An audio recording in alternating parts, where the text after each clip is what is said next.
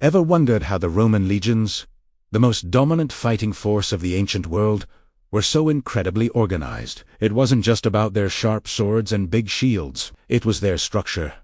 A clear chain of command that turned ordinary men into a disciplined, world-conquering army. Today, we're going to break down the ranks of the Roman legion, from the fresh-faced recruit all the way up to the grizzled, battle-hardened centurion. Let's start at the very bottom, with Tiro, the new recruit. These guys were the trainees, not yet considered true leaders. For about 4 to 6 months, they were put through a brutal training regimen. They marched, they swam, they built camps, and they learned to handle weapons that were often twice as heavy as the real thing. Their entire existence was about being molded into a Roman soldier.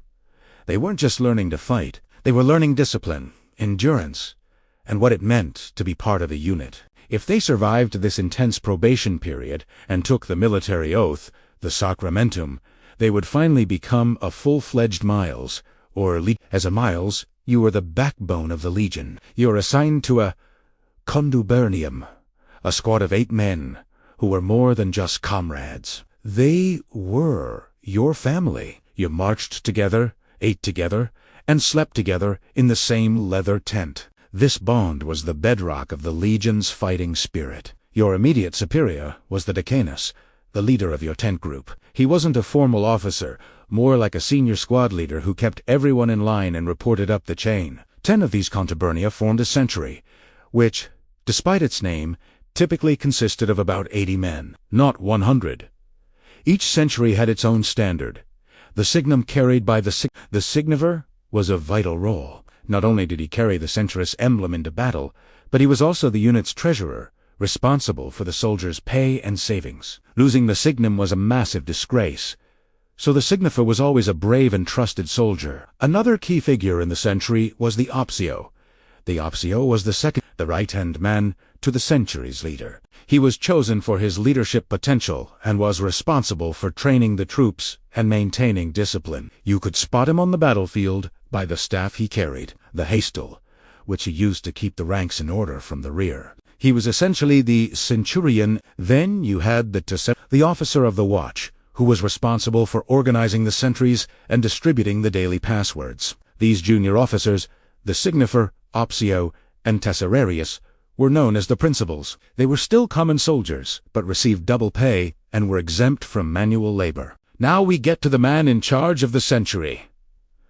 The centurion. This is the officer most people think of when they picture the Roman army. Centurions were the professional officer corps of the legion's career soldiers who had risen through the ranks through a combination of bravery, skill, and leadership. They were the heart and soul of the legion, the ones who led from the front and inspired their men to victory. A centurion's helmet was unmistakable, with a transversed crest running side to side, so his men could hastily spot him in the chaos of battle. He also carried a vitis, a vine staff, which was both a badge of office and a tool for, let's say, enforcing discipline.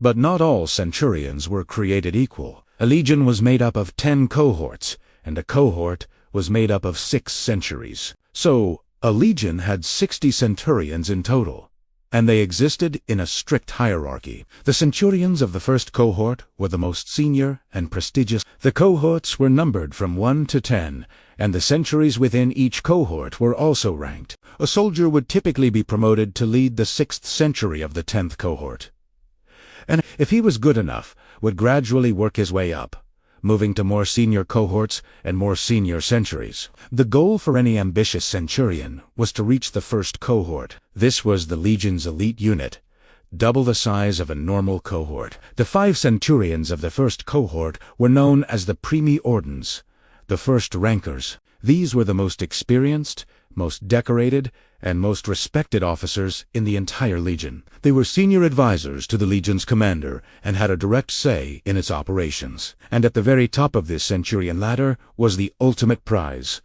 the rank of primus pilus, or first file.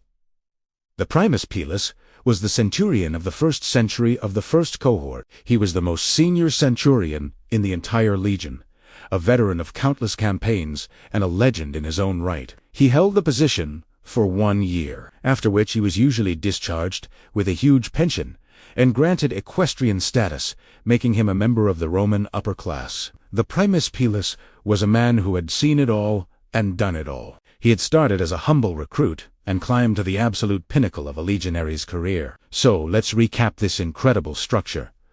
You start as a Tiro, a recruit. You pass training and become a Miles A legionary, part of an 8-man cone. 10 of these squads form a century of 80 men, led by a Centurion who is assisted by his Signifar, and to 6 centuries form a cohort, and 10 cohorts make up the legion. Centurions themselves have a deep hierarchy, working their way up from the 10th cohort to the elite 1st cohort, with the ultimate goal of becoming the Primus Pilus, the chief Centurion of the entire legion. This highly organized and meritocratic system was the secret to Rome's success. It created a path for any soldier, regardless of his background, to rise through the ranks based on his ability and courage. It ensured that every level of the army was led by experienced, capable men who had earned their position. From the tight-knit bond of the contubernium to the oin-spearing authority of the Primus Pilus, every single role was crucial to the functioning of this incredible military machine.